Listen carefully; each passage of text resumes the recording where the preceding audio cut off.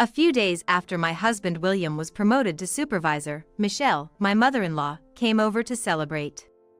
I looked around the dining room table, puzzled. I couldn't find the gift I had left there the previous evening. "Hey, do you know where the package I left on the table last night is?" Wearing his casual clothes and back in the living room, William replied with a smug smirk. "That cheap thing you gave me? I threw it out." I stared at him in shock. "It was in a Macy's bag. A custom-made shirt with initials and such. Too outdated for my taste." I responded with a faint smile. "So, you've always felt this way, huh?" For Valentine's Day and birthdays, I'd go all the way to the department store and pick out stylish socks and handkerchiefs for him. But William would accept them with a nonchalant face and wouldn't even thank me. Too bad, that gift wasn't from me. I can't wait to see the storm that's coming. You're gonna pay for all the times you've looked down on me. I am Carol, a 38-year-old housewife. I married William 2 years ago and have been working part-time since our marriage. I met William, who was working in the parent company of my previous job, through our respective bosses, and we started dating. Many of our friends and colleagues were getting married, and I was feeling the pressure, so I was grateful to my boss for introducing us. I was drawn to William's confident and cheerful personality, believing that I can build a wonderful family with him. So, I happily accepted his proposal a year later. But shortly after our wedding, William began showing his arrogant true colors. The first red flag was his grumpy remark right after we returned from our honeymoon. "When are you gonna quit your job?" "What do you mean?" "We can live on my salary, can't we? Just quit your job." I was dumbfounded. It's not like we can rely solely on a husband's salary anymore. We might want kids someday, so I want to save up now. "Well, I'll allow you to work, but switch to part-time." "What if household chores are neglected?" "We're both working, so it's only natural for us to share the chores, right?"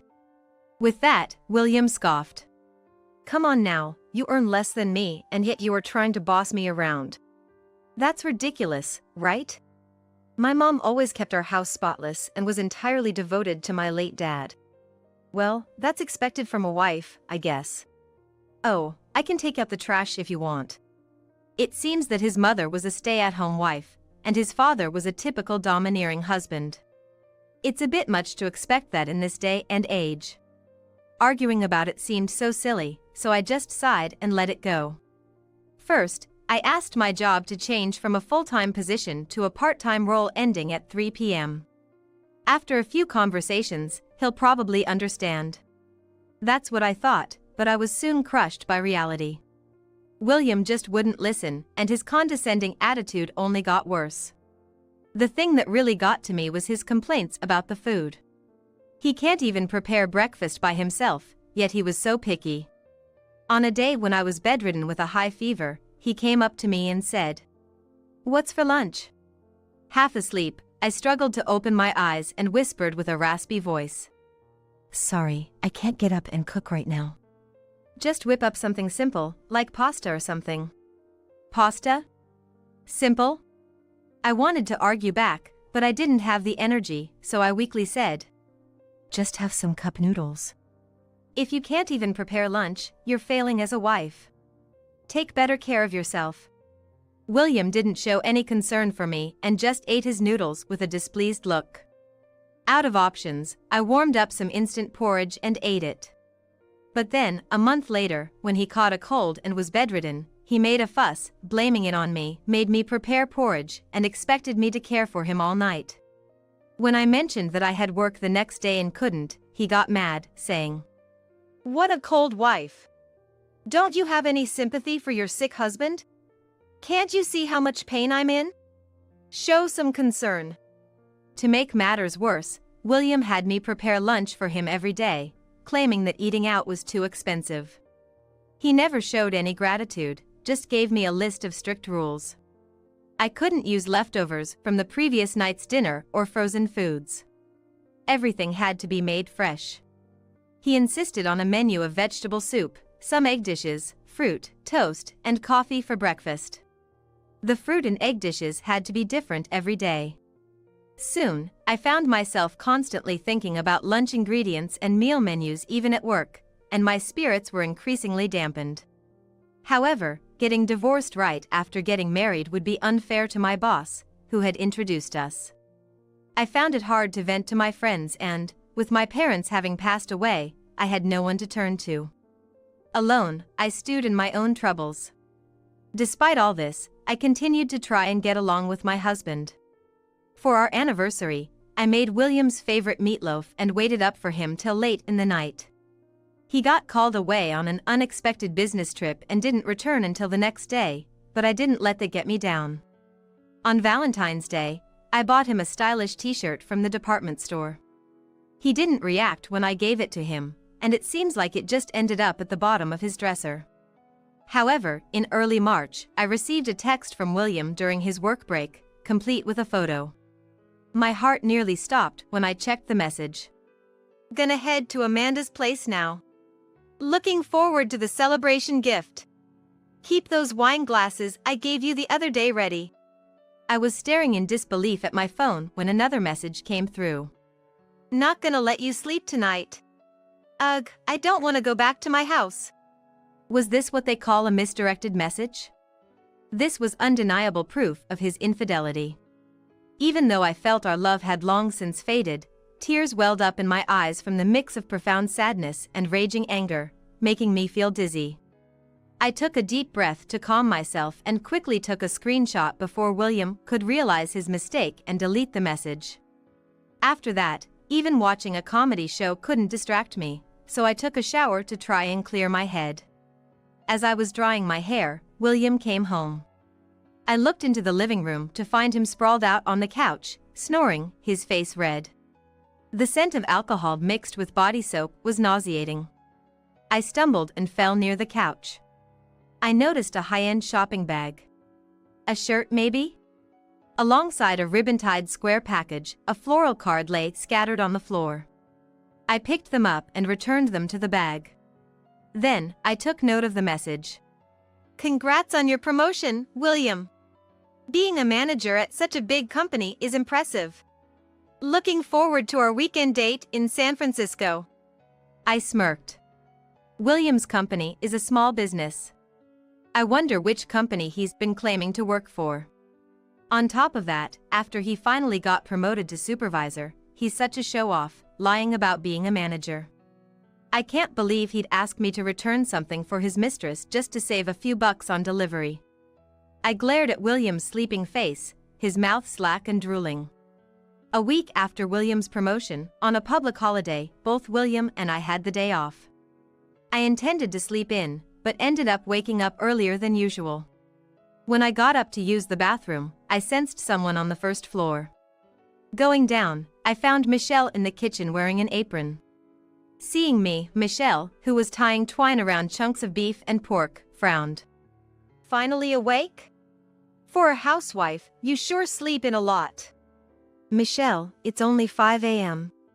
While yawning, I saw Michelle preparing the meal and asked, "What brings you here today?" Using her own set of keys to get in. It's obviously to celebrate William's promotion.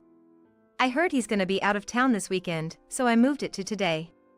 I muttered to myself while looking at Michelle's beaming face. It's not a business trip, but rather an overnight rendezvous with his mistress. Still, why is she cooking meat so early in the morning? Is she planning on preparing a feast all day? I had a bad feeling but didn't ask any further questions. I changed into my casual clothes and started doing the laundry. So much for a day off, a nap seems unlikely now. After a while, the delicious smell of roasted meat wafted from the kitchen. I love roast beef and barbecued pork, but I can't imagine eating it this early. Michelle, humming along to a tune, left dishes in the sink and started making a salad. I began preparing breakfast next to her. After a while, Michelle, growing impatient with her son who showed no sign of waking, turned to ask me, "Carol, what time does William usually wake up?" On his days off, he usually sleeps until about 10 a.m. He must be tired from working every day. Well, that's all right. The party is tonight after all. By the way, Carol, you off from work today? I'm off today too. Oh, really? Michelle, with an obviously annoyed look, glanced at me. Even after preparing the meal, she didn't bother cleaning up. She plopped down on the sofa and started watching a TV show as if she was at her own home. After a while, William, who had just woken up, entered the living room. He looked shocked to see Michelle acting as if she owned the place. Mom, why are you here? Good morning, William. I came over for a surprise promotion party tonight. Being a manager at such a big company, I can boast about it to the neighbors. Oh, thanks. Looking slightly embarrassed, William gave me a quick glance and headed for the bathroom. I was taken aback to realize that even his parents had been fed false information. Suddenly, I noticed something missing from the dining table. The promotion gift I left out last night is nowhere to be found. Hey, do you know where the gift I left on the table last night is? When I asked William, who had just come back from the bathroom, he gave a mischievous smile. That cheap thing? I threw it away. I opened my eyes wide. The one in the Macy's bag? A custom-made shirt with initials? Too tacky. I'd never wear it. I chuckled. So, you've always felt this way. Every anniversary, I would head to the mall and pick out fashionable socks or handkerchiefs for him. But William would always take them for granted and never thanked me. It's a shame. That wasn't a gift from me. I'm looking forward to seeing what kind of scene unfolds. You're gonna pay for all the times you've made fun of me. Hearing my stern words, William looked puzzled. You checked the contents? Yeah. That was a gift from your mother.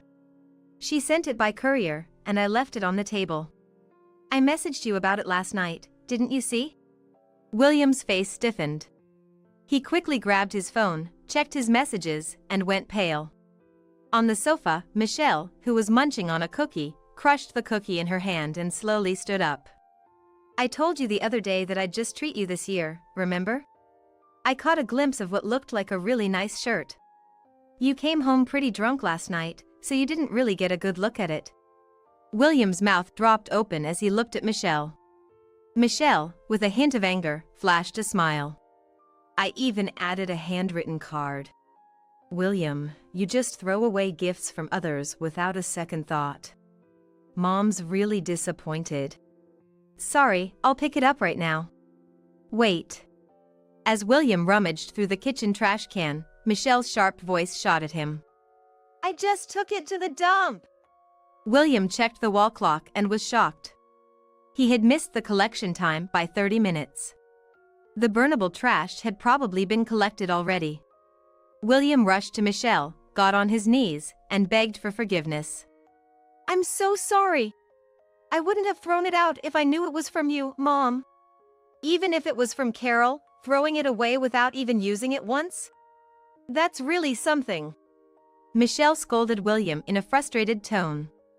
She came from a generation that valued thriftiness, keeping things like wedding favors. Probably couldn't stand seeing things thrown away so hastily without even using them. William, having thoroughly upset his mother, seemed to shrink in guilt. It's hard for him in moments like this, especially since they usually get along so well. It would be a waste not to take advantage of the situation. With a clearly upset look on her face, Michelle began to pack up. I raised my voice and said to her, Michelle, there's nothing we can do about it. It seems he was really busy last night. For about a year now, he suddenly started having lots of overtime and business trips. Even though his salary didn't change, when I sarcastically mentioned it, William glanced at me with a side eye, breaking out in a cold sweat. Does she know I'm having an affair? No, I can't be sure yet. If I can keep it hidden, I'm gonna do just that. Seemingly torn inside, William managed a half smile and began to awkwardly explain. Yeah, it's crazy, isn't it? I'm busier at work, but the pay remains the same. It feels like I'm working for some shady company. I get so frustrated. Heck, I barely have time to check my cell. By the way, Michelle, William sent me this message the other day. I was so shocked, I cried. I showed Michelle my phone.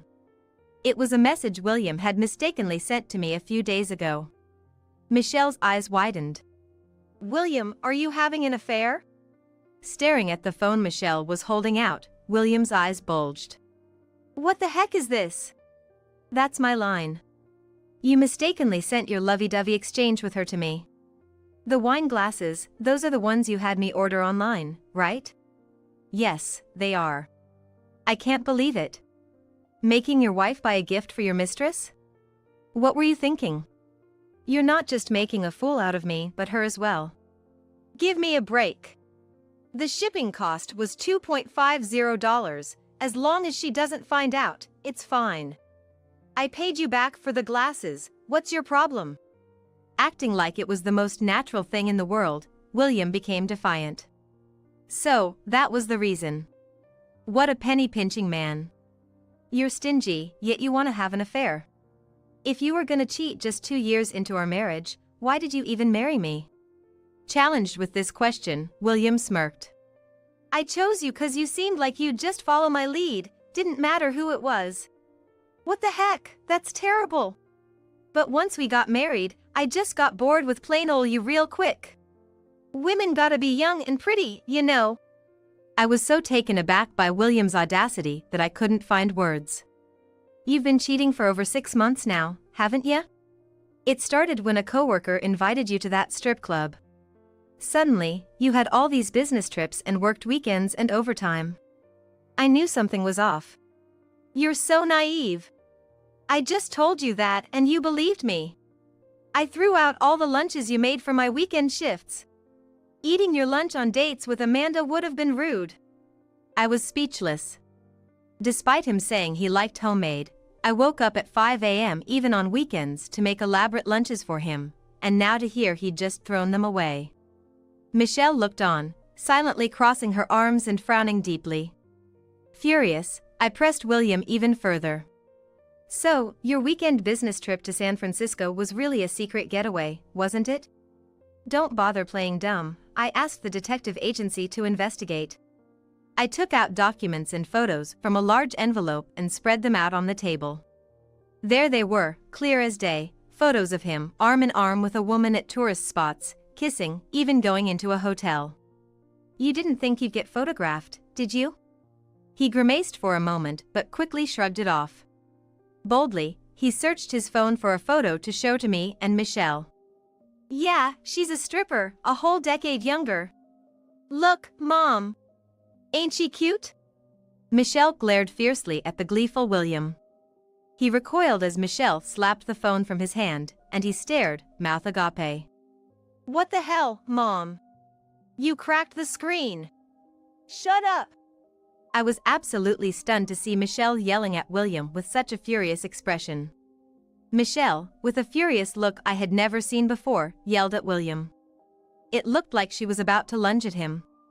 Michelle trembled and scolded William in a shrill voice. "William, aren't you ashamed of having an affair with a young woman? I thought you were the one person who wouldn't do such a thing." But Mom, you don't like Carol, right? Don't get mad just because I've got another woman on the side." Michelle was furious with William's flippant attitude. "This is different. Don't you remember? Your father had an affair with a woman from a bar, and they even had a child. That caused a huge scandal. Do you know how much I cried back then?" William touched his mouth with a regretful expression. Knowing this story from a previous conversation with William, I thought Michelle might take my side. My hunch was right, and to seal the deal, I pulled out William's paycheck from the drawer and spread it in front of William and Michelle. "Come on, Michelle, don't be too hard on him. William's been working hard and look how much he's earning." The moment I put it on the table, William snatched it up and stuffed his paycheck into his pants pocket. Michelle looked puzzled. "Oh, William, isn't the pay a bit low for working at the headquarters?" No, it's Kanata Industries." Michelle blinked. "What's that? I've never heard of that company." "Wait a minute, when did you switch jobs?" Avoiding Michelle's gaze, William tried to explain. "I quit the company I joined right after college within a month. The pay was good, But the boss was scary. He got super mad when I overslept like 3 times. It's fine, right? I'm working properly. Yes, Michelle, he even got promoted to section chief. With a smile, I spilled the beans, and William glared at me. Hey, don't say unnecessary things. Weren't you a department manager? Well, I'll become one eventually. Michelle exploded with anger at William's casual brushing off, who was scratching his head and laughing. Enough is enough! She shouted, pounding the table. What's the matter, Mom? It's not worth getting angry over. You, always having affairs, lying. You don't seem to be remorseful at all. What are you planning to do in the future, William? I'm not planning anything in particular. William, fluttering his eyelids, spoke to me with a smirk. Carol, you're not gonna divorce me over a mere affair, right? Of course, I'm gonna keep seeing Amanda. I'll make sure to give you the money.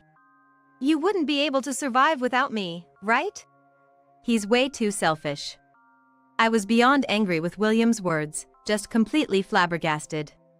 It looked like Michelle felt the same, left speechless. If you don't want a divorce, turn a blind eye to my affairs, and keep taking care of me like you always have. After all, I'm the one providing for you. Got it? With his arms crossed, William smugly leaned back. I sighed deeply. I can't live with you anymore. Let's get a divorce. I can do just fine without you. I spread out my paycheck on the kitchen table that I had prepared. I also showed my bank app. Michelle peeked in from the side. Oh, you earn more than William, don't you? William turned pale. No way, that can't be right. I had you switch to part-time so you'd earn less than me. Staring at the notification in disbelief, William's voice trembled. What's this $2,000 transfer? Are you into some shady business? I started some computer work from home when I had free time. I'm finally earning well now.